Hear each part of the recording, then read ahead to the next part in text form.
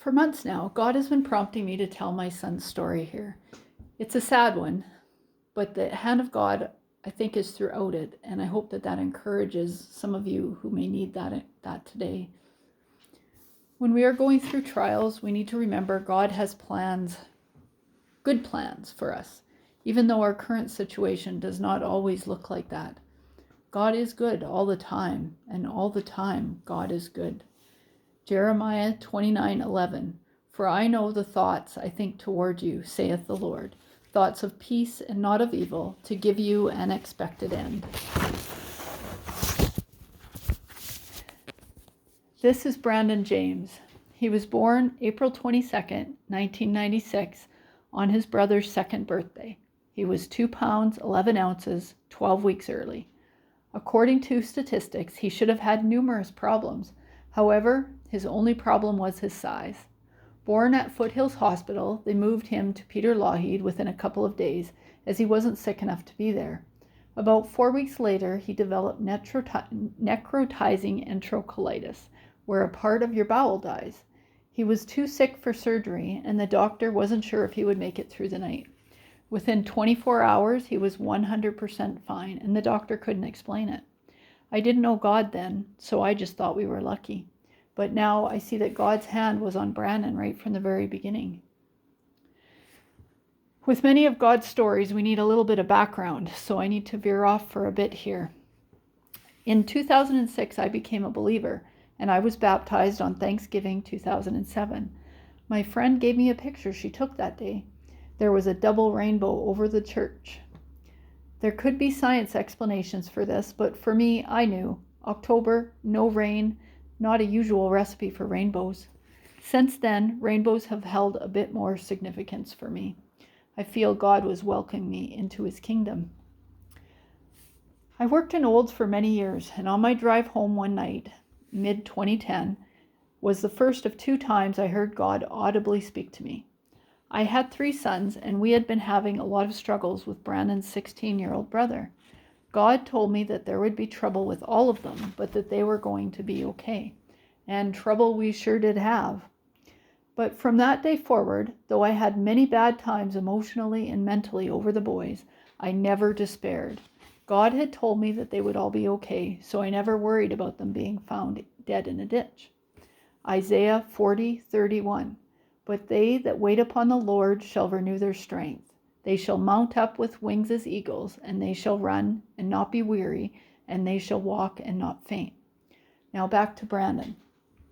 I am guessing at the dates in this part of the story, and they don't really matter, except to show you how God prepares us for the future, though we don't know it at the time. We attended Bowden Evangelical Church, and one Sunday after church, maybe about 2016, my friend Joanne handed me a slip of paper that she had found in the hymnal that day. We hardly ever used them, but that day we had sang an old hymn. Brandon had written, Jesus Christ is the way, the truth, and the life. I heard this at camp, and I believe this to be true. My guess is he probably wrote this in 2010 when he was 14. I think that was the last time he went to Camp Little Red. He left the note in the hymnal that wasn't used frequently, and there were many hymnals in a small congregation, and I was just really struck by how cool this was. I recognized that it was a cool incident, but then I put the note away and carried on with my life. That's as far as it went. Now fast forward. In 2019, Brandon called to ask to come home because he wasn't doing very well.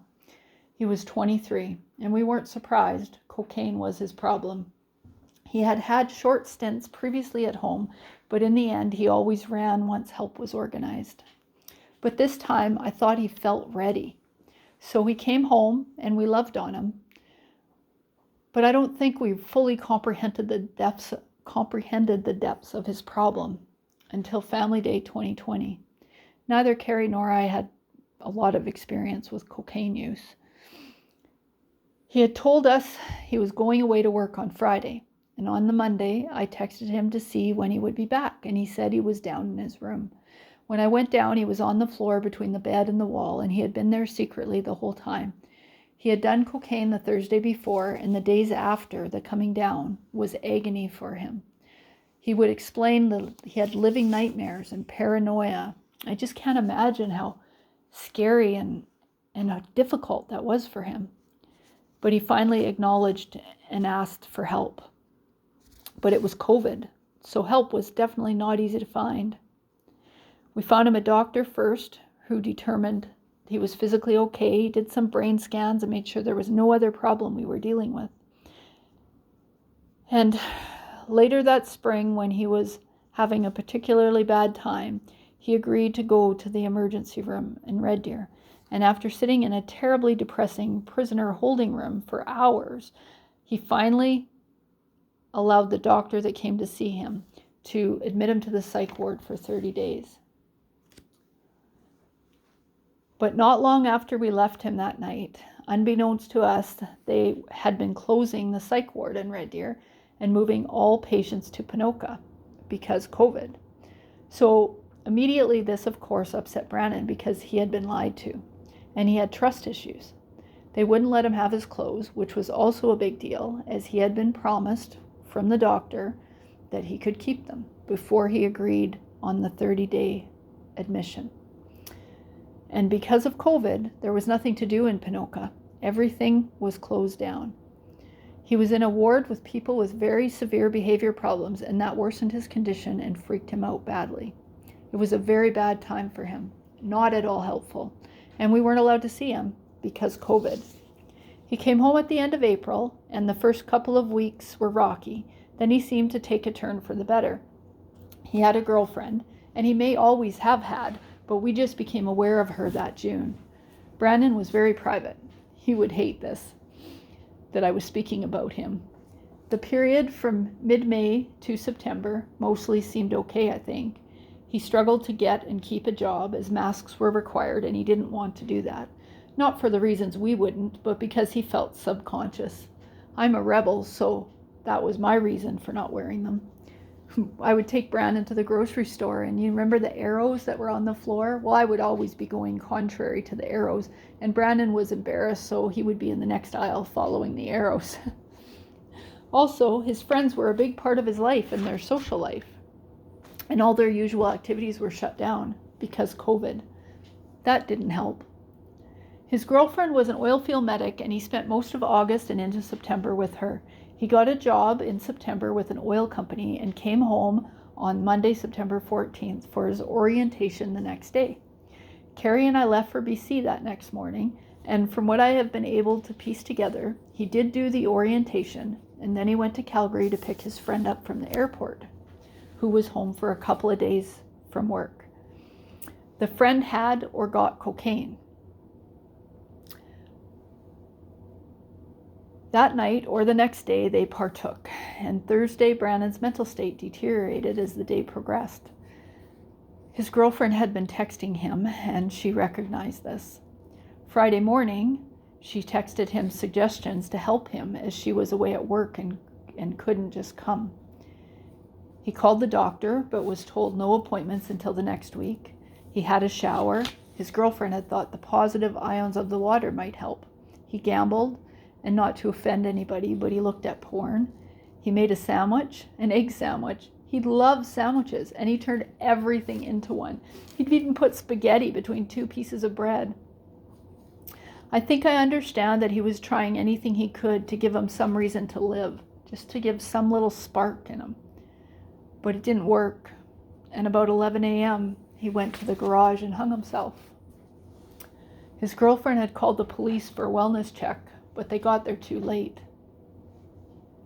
For a little while, not long, just a little while, I was angry with her, because had she called sooner, then Brandon may have been saved. But that isn't true, because this is God's plan, and if God had wanted him saved, then it would have worked out that way. We were on our way home, just coming through Cranbrook when we got the call, and as you can imagine, we were in shock. It was a really bad time.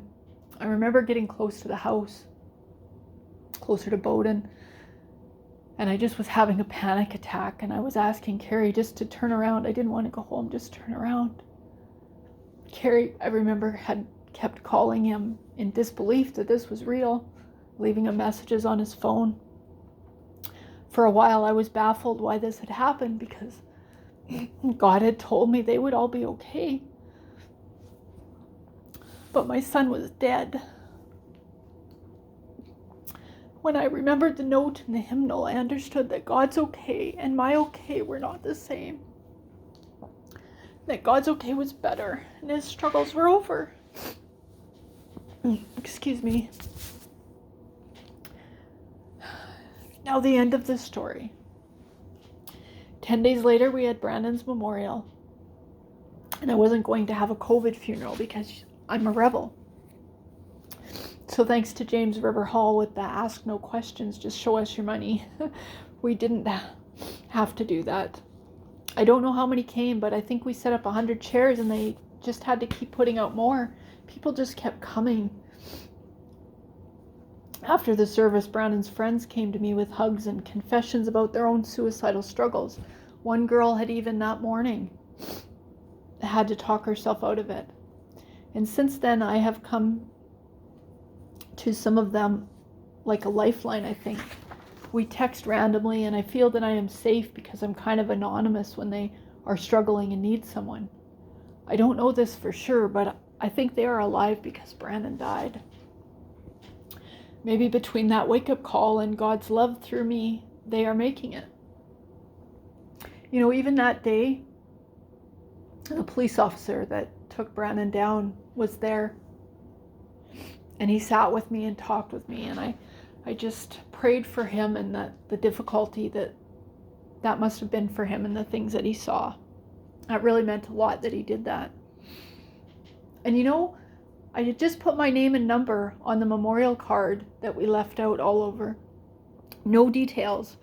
And everybody called me and I just told them. I didn't ask who you are or I didn't screen people. I just told them all the information. And you know what? Even in that, I realize now that God was working, because somebody that called me could have gotten us in trouble. It could have been somebody looking to make trouble. And that didn't happen. So I have to thank God for that too. But I digress. Back to the end of the story. We were cleaning up the hall, probably about 5 o'clock, and one of the girls comes in and is talking about a rainbow outside. I asked her to take a picture and went on with cleaning. Emotionally exhausted, Carrie and I locked up and dropped the key at the store. About 10 seconds east, on 587, as we just came up over the hill, there was a beautiful double rainbow, as clear as day.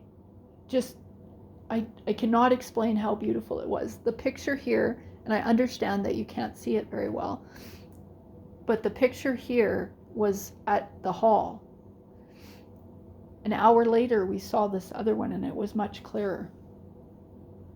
Carrie looked at me and asked, "Did you get the message?" God was telling me that he had my son, and he was okay, just as he had promised. Deuteronomy 31:6. Be strong and have a good courage. Fear not, nor be afraid of them.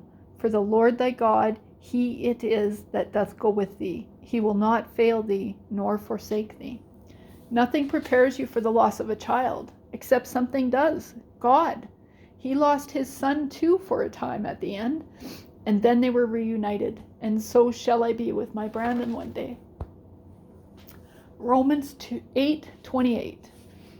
And we know that all things work together for good to them that love God, to them who are the called according to his purpose. For anyone who has not accepted Christ yet, I urge you to think seriously on this. We don't know our expiry date, and you must be prepared. As Brandon wrote, Jesus is the way, the truth, and the life.